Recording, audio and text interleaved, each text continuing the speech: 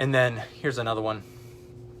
At the center of a dead star, the entire mass was concentrated in an infinitely dense body. That something like this could exist in the universe was unimaginable to Schwarzschild. Not only did it challenge the human intellect, not only did it raise doubt about the validity of general relativity, it also scratched at the foundations of physics. The terms of space and time alone no longer made sense in singularity.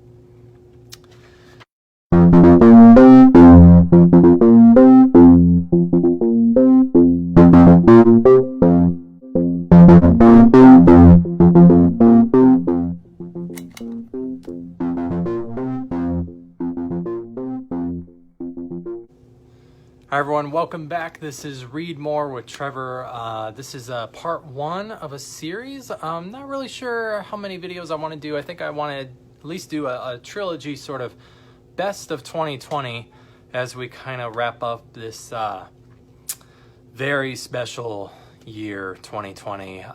Yes, what a journey it's been, right? So getting started early, and these two really seem to, today's picks really seem to like complement each other in weird and undescribable ways that maybe I can try to touch on for you. First one, What Happens at Night by Peter Cameron. Cameron, having something of a reputation. I was new to him, hadn't read him before. Imagine arriving at night in an empty train station in a faraway land. They don't speak the same language as you. You're kind of carried back and forth by taxi drivers who don't understand what you're saying. They drop you off at the wrong place sometimes. You eventually end up at an old kind of falling apart grand hotel. It's night. There's not a lot of people around. You address the desk clerk about getting to your room. You know, you're falling in and out of sleep. Things are just kind of confusing and unmoored, if that's a word we can use. This is the kind of pacing and sort of dreamlike veil fugue state we get in What Happens at Night. Really, the kind of tricks that you see other writers using language and kind of like their verbal invention, their poetic talents, using their poetic talents, making the familiar strange again, right? Like this kind of tradition that we make it new, as they say. I think we see this a lot where, you know, everyday life kind of has an effect of making things sort of, we hold them in contempt, we're bored by them, and then the job of an artist is to renew that in your eyes and in your psyche, making you see it again with fresh eyes, right? Well, I remember reading a quote, I couldn't quite find it for the purposes of this video, but I'll paraphrase it, where writers like Shakespeare, whereas most writers take the familiar and make them strange, the role of great writers like Shakespeare is to take the strange and make them familiar. And I don't know if Peter Cameron is the same as William Shakespeare, but gosh, he does a bang-up job here. Absolute home run of a book where, rather than using the stylistics of language and kind of verbosity, there's just this plain style, but this absolute mastery of situation and character and dialogue that weaves this, again, fugue of sleepy, kind of waking dream, David Lynch sort of feel against this far northern country. Is it Finland? Is it Iceland? This married couple, only addressed as the man and the woman, are there for reasons that it's not a spoiler, but I'll just leave it for you to kind of step through that, as it's for part of the kind of emotional dynamic as you learn things about the couple, why they're there in this faraway land, where, you know, kind of like an episode of Fawlty Towers, they're not very good listeners. They don't speak the same language. You know, you're never really quite communicating very well with people. And it ends up creating comic elements for sure, and then part of the beauty with Cameron's writing here, his invention with this novel is true sadness too, like a real melancholy. Really just wins you over, kind of this, not magical realism, but a fantastical fairy tale for adults.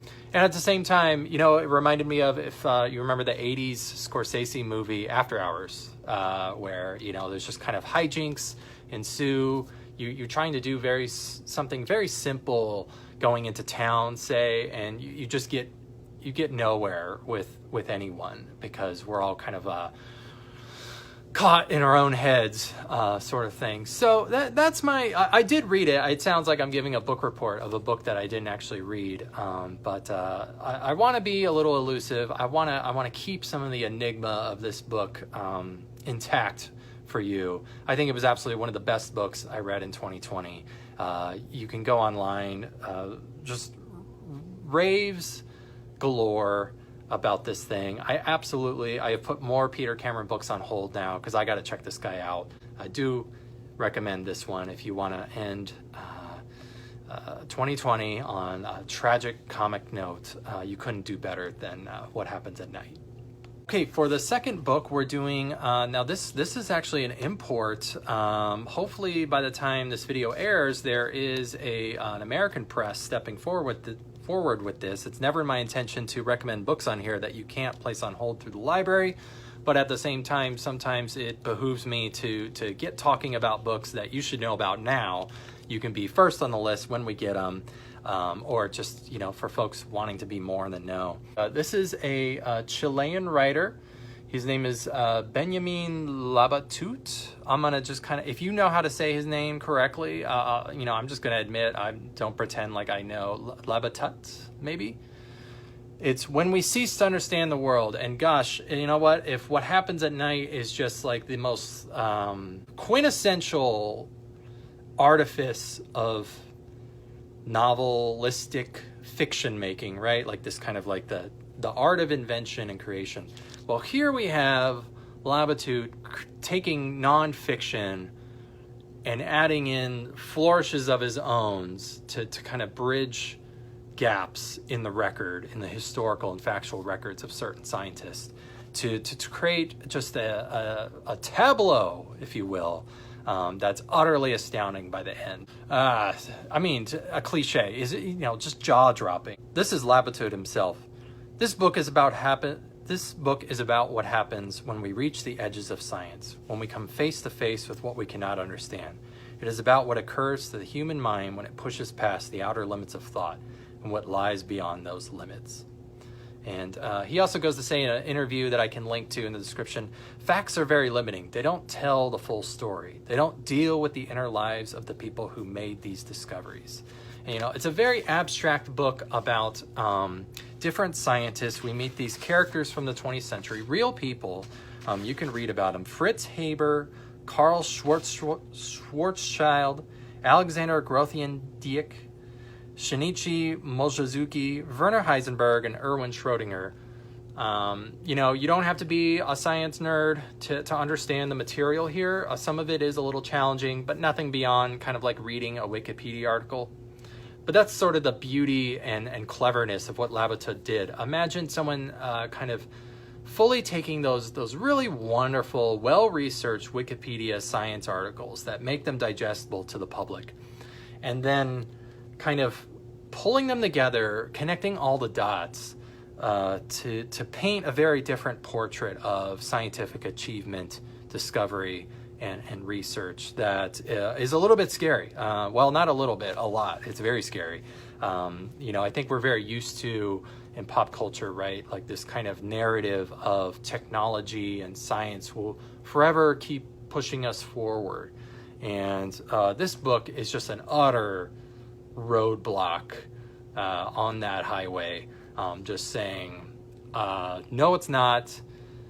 We've reached certain limits within mathematics and physics where there is no understanding. At times in the library, you get the sense you meet readers who read nonfiction that have this sense of reading like history books and biographies is I'm aggregating and accumulating facts, right? Like facts are items, and then I'm going to store them in here. So then I know I can just bludgeon you with facts when it comes to an argument or a conversation, right?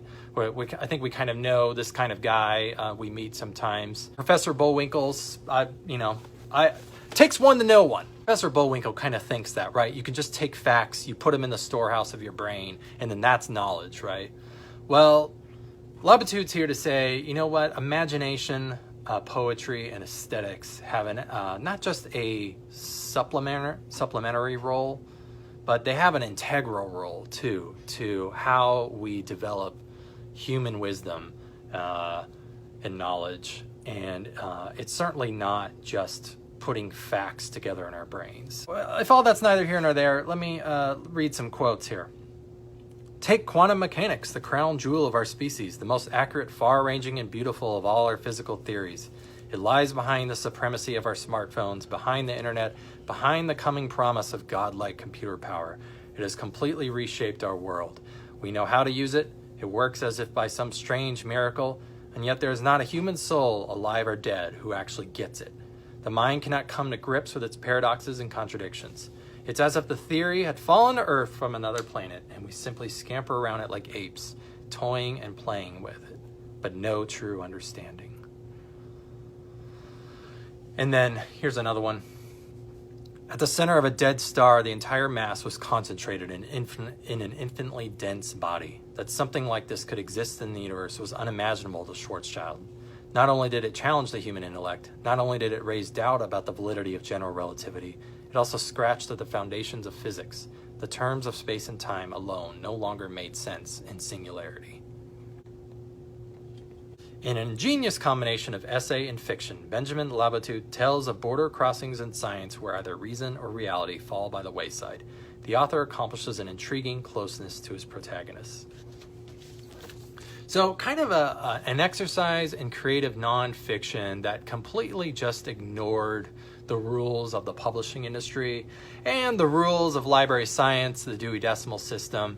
It's going to be tough to say whether to classify this as a fiction book or a nonfiction book. I looked up several things as he digresses through the book and was just like, is this true? Like, what is this? Different tales about mathematicians and so on and so forth. And I would verify them on the internet and like, oh, okay, the guy did his research. And yet, there are aspects of the interiority of the scientists that really just make you question that kind of Wired magazine, ever forward progress in science, right? That I think we're fed in more popular sort of narratives. So wanted to shine a light on this one. Both sort of these enigmatic pretzel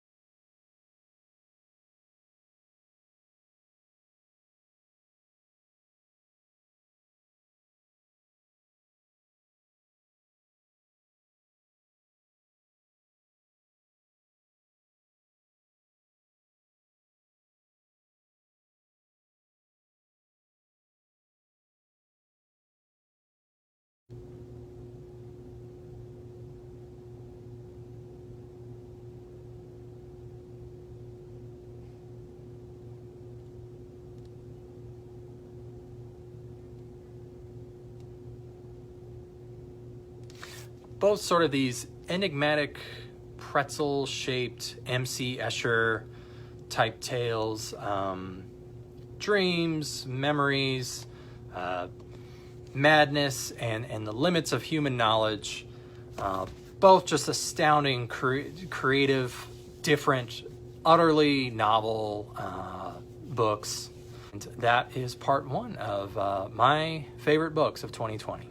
Thank you all so much for watching. Always remember, read more. I'll see you next week. Thank you.